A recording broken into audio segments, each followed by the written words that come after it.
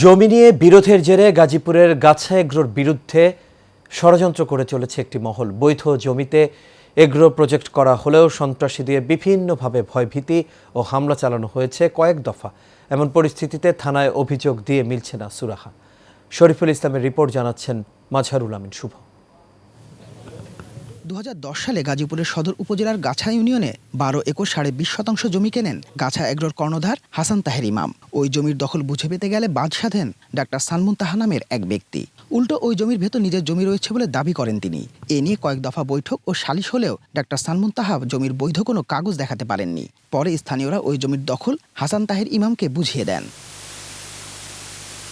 এই ঘটনায় ক্ষুব্ধ ডাক্তার সানমুনতাহা বিভিন্নভাবে ষড়যন্ত্র করে চলেছেন বলে অভিযোগ গাছা এগ্রো সংশ্লিষ্টদের। তাদের দাবি বিভিন্ন সময় সন্ত্রাসী হামলা সহ কেটে ফেলা হয়েছে প্রজেক্টের গাছ, কয়েক দফা তুলে ফেলা হয়েছে প্রতিষ্ঠানের সাইনবোর্ড। বিষয়টি নিয়ে থানায় অভিযোগ দেওয়া হলেও সন্ত্রাসীরা এখনও বিভিন্নভাবে হয়রানি করে চলেছে। উনি জমি রেজিস্ট্রি করে সবকিছু টাকা পয়সা বুঝিয়ে তারপরে জমি নিছে। কারো জমি অ্যাকচুয়াল কেউ সবজি করতে পারে নাই, টাকা পয়সা সব ক্লিয়ার। তারপরে মানুষ ওনার জমিতে কোম্পানি কিনে নিছে, ওনার জমিতে উনি সবজি চাষ করছে আর কি। তো উনি এখানকার মানুষের কথা চিন্তা করে, এখানকার বিভিন্ন স্থাপনা উন্নয়নের কথা চিন্তা করে অনেক বছর ধরেই এলাকার উন্নয়ন করে যাচ্ছে। কোম্পানি কারো জায়গা জোর করে দখল করেও নাই। কোম্পানি কোনো জায়গাতে এখন পর্যন্ত কোনো বালু ভরাটও করে নাই। কিন্তু অনেক মানুষ গুজব রটাইছে যে বালু ভরাট করছে, জায়গা দখল করছে। এই সমস্ত মিথ্যে অভিযোগ অনেক মানুষ আরোপ করছে। ডিসি সাহেব একজন সার্ভেয়ার দিয়েছেন, উনি সার্ভে করার পর আমরা আমাদের জমিতে বাউন্ডারি নির্মাণ করেছি।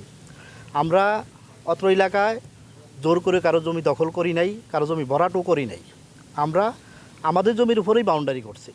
গাছা এগ্রোর কাছে জমি বিক্রেতা ও স্থানীয়রা জানান হাসান তাহের ইমামের কাছে সঠিক মূল্যে জমি বিক্রি করেছেন তারা।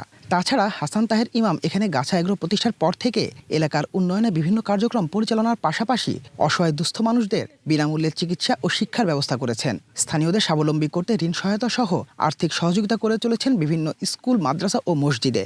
বাবারা আমি ইচ্ছা করে বেচছি, আমারটা আমি বাগার চাকরি বেচছি। আমার একটু জায়গা আমি সিফাত পেরে গেছি, আমার চলার সমস্যা। তারপর আমি একটু জায়গা বাড়াই অন্য গিয়ে লইতাম পারছি, দেখতে আমি বেচে বাগার চাকরি দিয়ে গেছি। আমার ব্যবসা ছাড়া 4 ভাই 4 জনে বিক্রি করছে, কোম্পানি কাছে এককালীন টাকা পাইছে, রেজিস্ট্রি করে দিয়েছে, কোনো ঝামেলা নেই, কারো জমিন জোরে নেয় না কোম্পানি। আমি শহীদ ভাইয়ের আন্ডারে গেছি পরে কোম্পানিতে আমার টঙ্গি বাজার রেজিস্ট্রি করে নগদ টাকা দিয়ে দিচ্ছে। তারা আমার লোক কিছু ঝামেলা করে নাই, কারোর সাথে আমরা ঝামেলা করতে দেখিও নাই। এই ব্রিজে উঠলই দেখুন যায় যে যে অ্যাঙ্গেলটা আছে, হ্যাঁ বেকাতারা হয়েছে, মানুষের জায়গা থুইয়া বাউন্ডারি করছে। উদ্দেশ্য প্রণোদিতভাবে ষড়যন্ত্র চলছে দাবি করে স্থানীয়রা বলছেন, সন্ত্রাসীরা যতই প্রভাবশালী হোক তাদের বিরুদ্ধে নেওয়া হোক কঠোর ব্যবস্থা। মাজহারুল আমিন শুভ, এশিয়ান টেলিভিশন।